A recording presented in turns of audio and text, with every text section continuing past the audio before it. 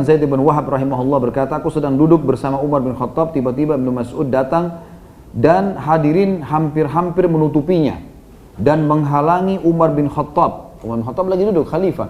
Dia datang dari Kufah, pas tiba di Madinah, mau salaman sama Umar, tiba-tiba orang kerumunin semua. Umar bin Khattab ditinggalkan pada saat itu oleh orang-orang, mengurumuni Abdullah bin Mas'ud. Karena dia pendek, pada saat itu ya, kondisinya pendek, fisiknya, maka Umar bin Khattab sempat tersenyum ketika melihatnya. Umar mulai berbicara kepadanya dan wajahnya berbinar karena gembira melihat Abdullah bin Mas'ud. Orang ini secara fisik punya kekurangan tapi luar biasa dikerumuni sama orang, disukain dan seterusnya. Maka pada saat itu Umar pun bercanda dengannya sementara dia berdiri di hadapannya. Kemudian Ibnu Mas'ud beranjak pergi, maka Umar memandang ke arahnya sambil berkata, Umar berkata, "Kunaifun muli'a ilman." Dalam riwayat lain dikatakan kunaifun muli'a fikhan. Sungguh orang yang baru keluar ini, ketahuilah, dia bejana yang penuh dengan ilmu. Dan yang lain dikatakan dia bejana yang penuh dengan pemahaman. Dan ini perkataan Umar. Dan perlu kita tahu teman-teman, waktu kita bahas masalah Umar bin Khattab, saya pernah jelaskan, baginda Nabi SAW pernah mimpi dalam hadis Bukhari Muslim, melihat Umar berpakaian yang panjang, gitu kan. Maka kata para sahabat, ya Rasulullah, apa anda takwilkan? Kata Nabi SAW, ilmu. Di zaman Nabi SAW orang banyak datang kepada Umar bin Khattab bertanya. Di zaman Abu Bakar juga begitu, dia jadi penasihatnya Abu Bakar. Di zaman khilafahnya dia menjadi penentu keputusan. Tapi khusus Abdullah bin Mas'ud ditunjuk oleh Umar mendahului dirinya. Bahkan dia memuji Abdullah bin Mas'ud, dan ini sebuah kelebihan yang luar biasa yang dimiliki oleh Abdullah ibn Mas'ud radhiyallahu anhum ajma'in. Kata penulis, silakan anda renungi peristiwa yang menakjubkan berikut ini. Dari Asy-Sya'bi rahimahullah, ini tepatnya Asy-Syu'bi ya. Ia berkata, mereka menyebutkan bahwa Umar bin Khattab bertemu dengan sekelompok musafir dalam suatu perjalanan. Di antara mereka ada terdapat Abdullah bin Mas'ud. Lalu Umar memerintahkan seseorang untuk bertanya, sengaja mau menguji dalam kafilah itu yang mau pergi. Umar tahu di situ ada Abdullah bin Mas'ud, coba uji keadaan ilmiahnya gini. Maka dia bertanya, orang itu diutus oleh Umar bertanya, dari mana kalian? Lalu Abdullah yang menjawab, kami datang dari jalan yang lebar. Maka Umar bertanya, kalian hendak kemana? Abdullah menjawab, ke Baitul Atiq, ke Ka'bah. Umar berkata lagi, di antara mereka terdapat seorang ulama. Lalu orang itu bertanya, kalian mau kemana? Kata Abdullah, ke Baitul Atiq. Lalu orang ini kembali dan berkata pada Umar, jawabannya seperti ini Amir Mukminin. Lalu Umar bertanya, apakah di antara mereka ada ulama? Lalu Umar memerintahkan seseorang lagi, suruh bertanya, Al-Quran apa yang paling agung? Coba tes lagi, tanyain. Maka Abdullah menjawab, karena Abdullah Mas'ud ada di situ. Dia mengatakan, Allahu la ilaha illa huwal hayyul qayyum. Ayat kursi surah Al-Baqarah 255. Allah yang tidak ada Tuhan yang berhak disembah kecuali Dia, dan Dia selalu hidup dan mengurusi makhluknya. Lalu Umar berkata lagi, suruh bertanya lagi, Al-Quran apa yang paling kokoh sekali? Ayat apa yang paling kokoh? Kalau kita pelajari, kita akan bisa hidup tentram. Maka Abdul Mas'ud menjawab mengatakan surah An-Nahl ayat 90, A'udzubillahi minasyaitonirrajim, innallaha ya'muru bil adli wal ihsan. Sesungguhnya Allah menyuruh selalu berlaku adil dan berbuat kebajikan. Umar bertanya lagi. Orang ini ada di situ lalu disuruh lagi Umar. Umar suruh tanya lagi, tanyakan lagi pada mereka, Al-Quran apa yang paling menyeluruh? Maka Ibnu Mas'ud yang menjawab surah Al-Zalzalah ayat 7 sampai ayat 8, A'udzubillahi minasyaitonirrajim, faman ya'mal mithqala dzarratin khairan yarah wa man ya'mal mithqala dzarratin syarran yarah. Siapa yang mengerjakan kebajikan sebesar zarrah pun, maka pasti dia akan melihatnya. Ini ayat yang paling luas, menyeluruh. Apapun amal baik yang kamu kerjakan, kecil atau besar, sembunyi atau terang-terangan, pasti kau akan lihat. Dan barang siapa yang mengerjakan kejahatan sebesar zarrah, maka pasti dia akan melihatnya. Umar lalu berkata pada orang itu, utusannya, tanyakan lagi. Tanyakan kepada mereka, Al-Quran apa yang paling menakutkan? Ayat apa yang paling wajar untuk ditakuti? Dan orang ini bolak-balik ya. Dari kafilah itu, dia tanya. Abdullah bin Mas'ud tidak tahu kalau yang bertanya Umar bin Khattab. Umar yang memutusnya. Orang ini balik lagi menyampaikan jawaban, lalu kemudian bertanya lagi. Begitu terus. Umar bilang, tanyakan lagi. Ayat Al-Quran apa yang paling menakutkan? Maka Abdullah bin Mas'ud menjawab surah An-Nisa ayat 123. A'udzubillahi minasyaitonirrajim, laisa bi amaniyikum wala amani ahlil kitab, may ya'mal su'an yujza bih. Al-ayah. Pahala dari Allah itu bukanlah angan-angan dan bukan pula angan-angan ahli kitab. Allah pasti akan kasih. Barang siapa yang mengerjakan kejahatan, niscaya akan dibalas sesuai dengan kejahatannya itu. Artinya tidak ada perbuatan buruk yang tidak ada balasannya. Umar berkata lagi, tanyakan kepada mereka, Al-Quran apa yang paling besar memberikan harapan? Setelah kita tahu buat dosa segala macam, apa kira-kira ayat yang paling membuat kita punya harapan lagi? Abdullah menjawab lagi dalam surah Az-Zumar ayat 53. A'udzu billahi minasyaitonir rajim. Qul ya ibadiyalladzina asrafu ala anfusihim la taqnatu min rahmatillah. Al-ayat. Katakanlah wahai hamba-hambaku yang melampaui batas, kata Allah, terhadap diri mereka. Dosanya sudah susah untuk dihitung, berat sekali.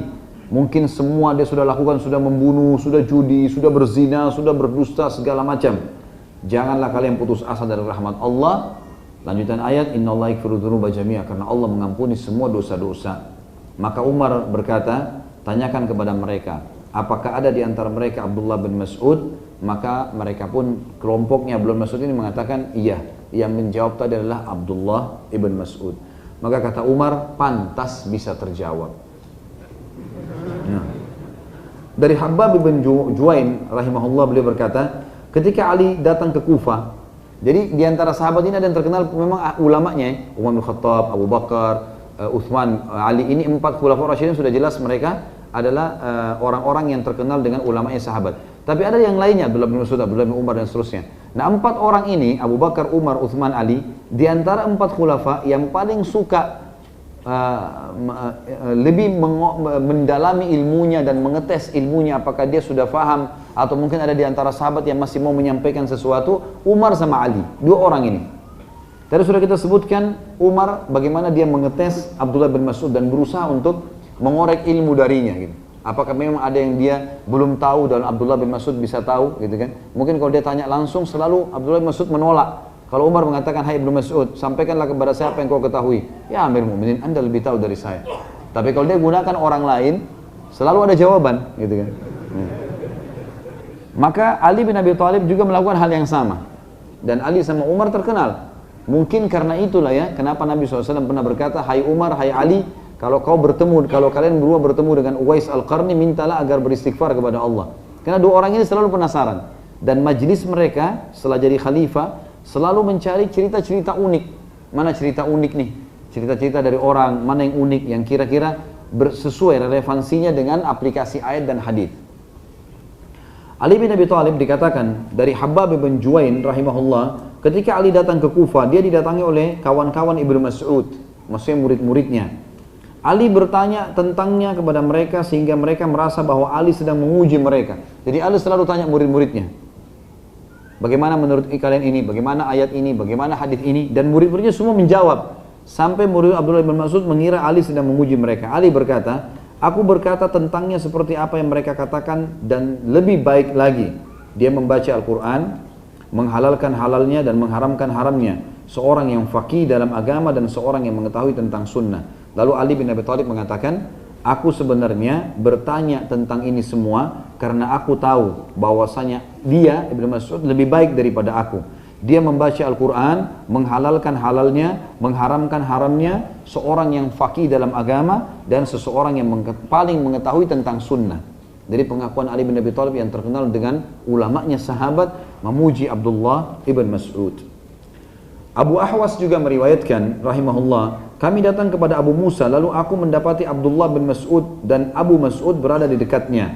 Abu Musa al-Asy'ari sempat jadi gubernur, tadi kita sudah sebutkan di Kufah. Abdullah bin Mas'ud sebagai penasehat. Ketika itu mereka sedang melihat mushaf, lalu kami berbincang sesaat. Kemudian Abdullah beranjak, maka Abu Mas'ud berkata, demi Allah, aku tidak mengetahui Rasulullah SAW meninggalkan seseorang yang lebih mengetahui kitab Allah daripada orang yang baru beranjak ini. Maksudnya adalah Abdullah ibn Mas'ud. Dan ini kesaksian sahabat Nabi yang namanya Abu Mas'ud radhiyallahu anhum ajma'in. Dari Tamim ibn Hazlam rahimahullah, dia berkata, aku bergaul dengan sahabat-sahabat Nabi SAW, Abu Bakar dan Umar. Aku tidak melihat seseorang yang lebih zuhud terhadap dunia dan lebih berharap akhirat, di mana aku sangat ingin menjadi sepertinya daripada dirimu, wahai Ibnu Mas'ud. Tamim ibn Hazlam adalah tabi'in yang masyhur, ulama besar. Dia bilang, saya sempat hidup sama Abu Bakar sama Umar. Saya akui memang keilmuan mereka. Tapi kalau saya disuruh pilih, kata dia, maka saya berharap, ya, saya tidak pernah berharap menjadi manusia dari sahabat Nabi kecuali seperti kamu. Ditunjuklah Abdullah bin Mas'ud. Padahal ini ulama besarnya tabi'in yang bertemu dengan Abu Bakar sama Umar. Masruq rahimahullah juga berkata, aku mengambil ilmu secara langsung dari sahabat-sahabat Muhammad SAW. Aku mendapati ilmu mereka berakhir, yang paling selalu menjawab pertanyaan, yang paling faham tentang Al-Quran dan Sunnah, berakhir pada 6 orang. Umar, Ali, Abdullah bin Mas'ud, Ubay bin Ka'ab, Abu Darda, dan Zaid bin Thabit. Kemudian aku mengambil secara langsung dari 6 orang itu, maka aku melihat ilmu mereka berakhir pada 2 orang, Ali dan Abdullah bin Mas'ud. Jadi kalau sudah mentok pun dengan 6 orang itu, masih ada yang ingin saya tanyakan, belum paham, kata Masruq. Masruq seorang ulama tabi'in. Maka saya kembali kepada 2 orang dan pasti 2 orang ini memiliki jawabannya.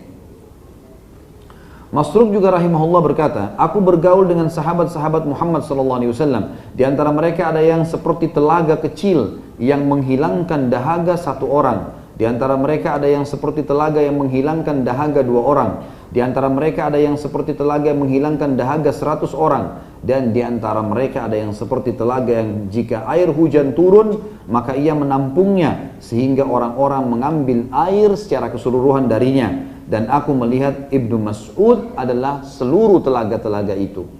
Jadi tidak pernah ada masalah agama yang tidak difahami oleh dia, radhiyallahu anhu.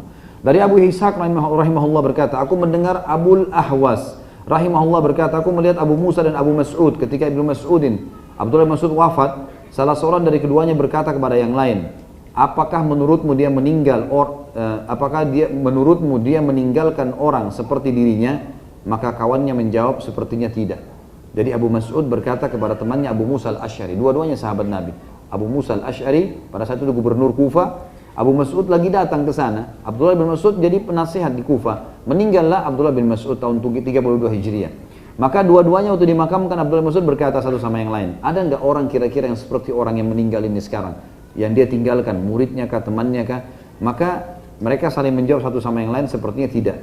Karena dia diizinkan menemui Rasulullah SAW sementara kita tidak, dan dia hadir sementara kita tidak hadir. Maksudnya pada saat wahyu turun, kebanyakan Abdullah bin Mas'ud hadir. Yang dimaksud tadi dengan 70 surah itu, pas turun Abdullah bin Mas'ud ada di situ, langsung mendengarkan dari murid Nabi SAW. Selanjutnya teman-teman sekalian adalah fadilah yang luar biasa tentang masalah ilmunya, keluasan ilmunya. Dan ini adalah fadilah yang ke-15 atau manaqib yang ke-15.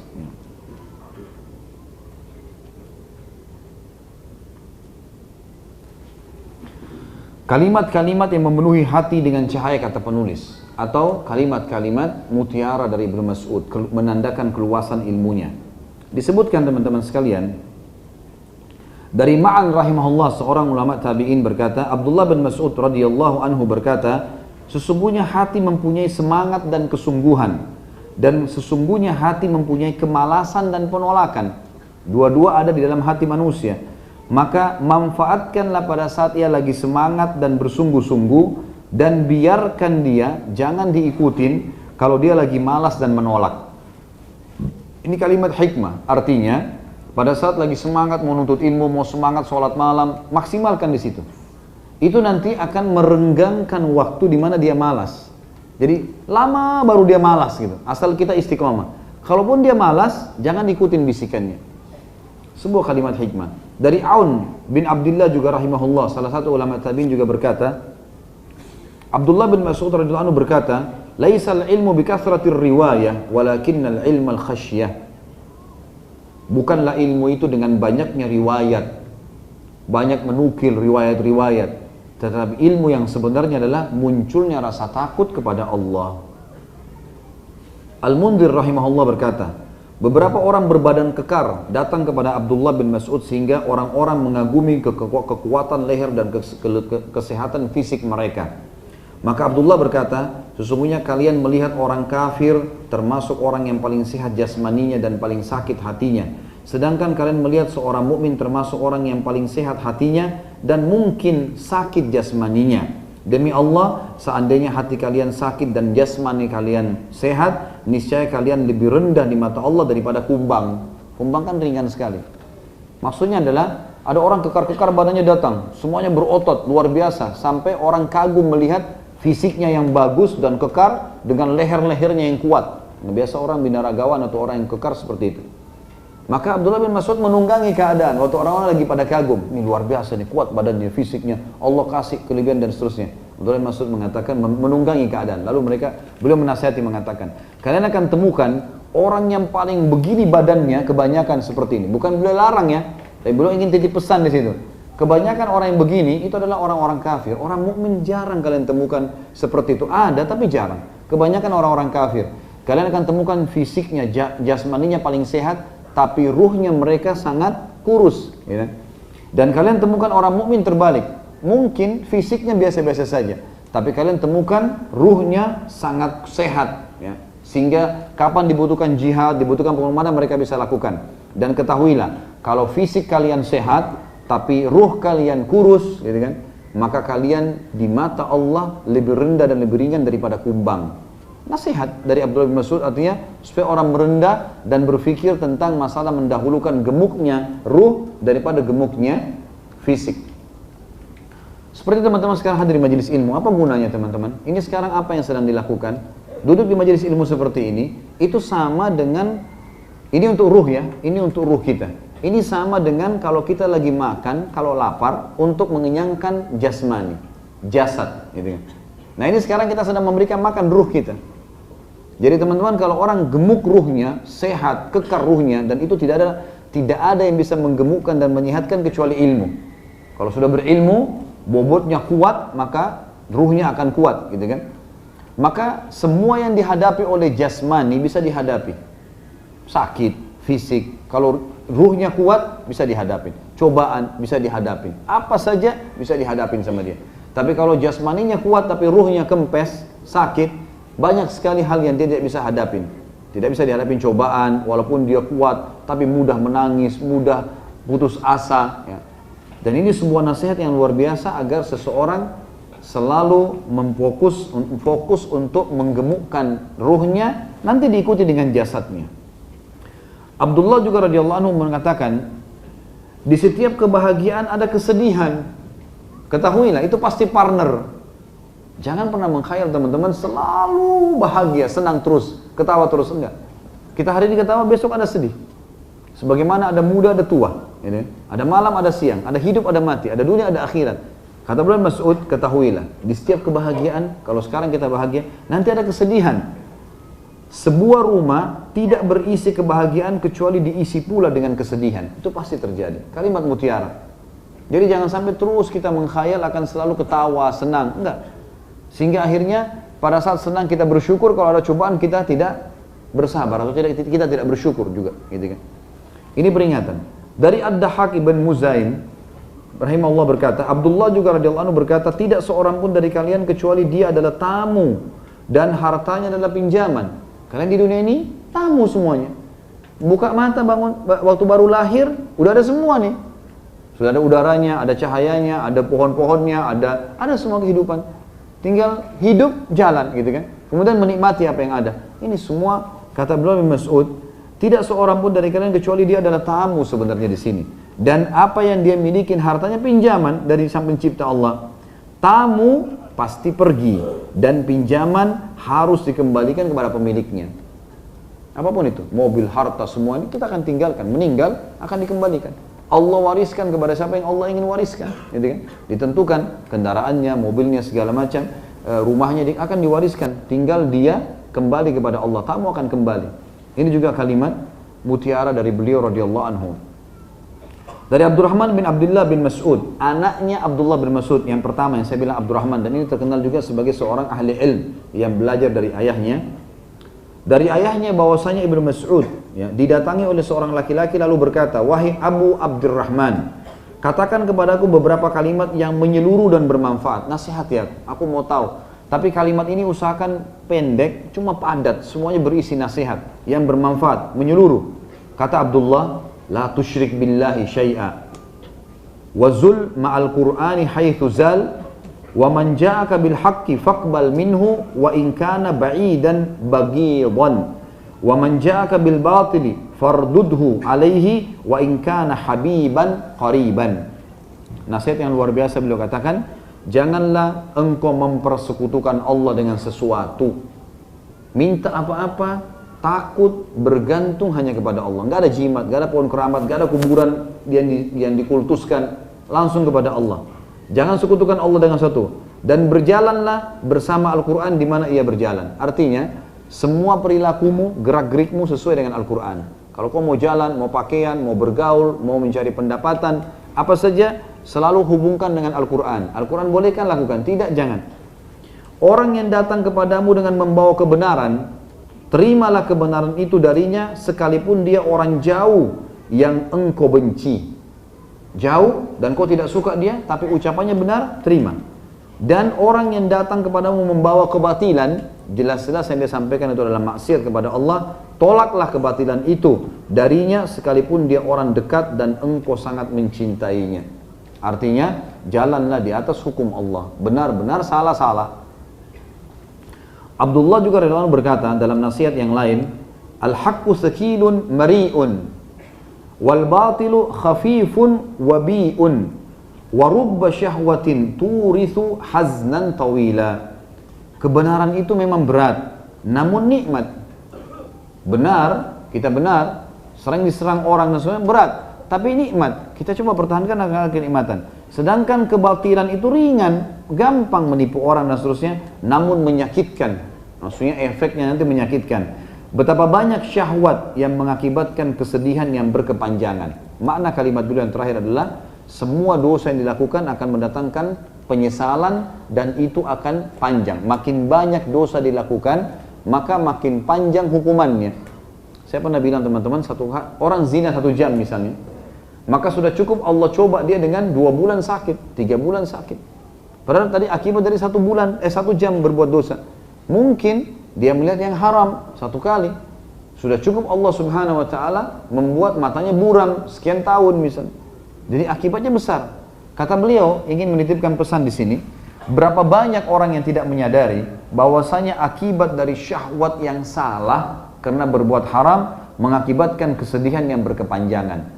Makna yang lain sebagian ulama menanggapi, semua dosa akan mendatangkan sumpek, sedih, kehilangan sesuatu sesuai dengan kadar dosa yang dia lakukan. Makin sering diulangi, beda orang yang berzina sekali dengan orang berzina 10 kali, maka yang 10 kali lebih berat kesedihan yang akan datang menimpa dia. Dan ini sebuah kalimat hikmah yang luar biasa. Artinya teman-teman, kalau seandainya memang kita tahu maksiat itu akan mendatangkan efek buruk, untuk apa kita lakukan? Tidak ada manfaatnya sama sekali. Di mata Allah dibenci, ada ancamannya, dan pasti efeknya kesedihan. Ini sudah sunnatullah. Dan Abdullah bin Mas'ud adalah orang yang disuruh oleh Nabi SAW kita ambil wasiat dari dia. Ini wasiatnya. Ini wasiatnya. Jangan berbuat dosa karena efek jerahnya lebih besar daripada perbuatannya. Jadi tidak ada gunanya. Dan itu kesedihan, paling sedikit kesedihan yang berkepanjangan.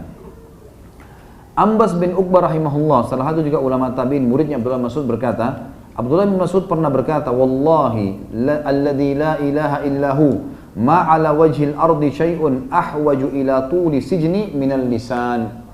Nasihat yang lain, demi Allah yang tidak ada ilah yang berhak disembah atau diibadahi dengan benar selain dia, tidak ada di muka bumi ini yang paling berhak dan paling harus dipenjarakan dalam waktu yang lama daripada lidah seseorang.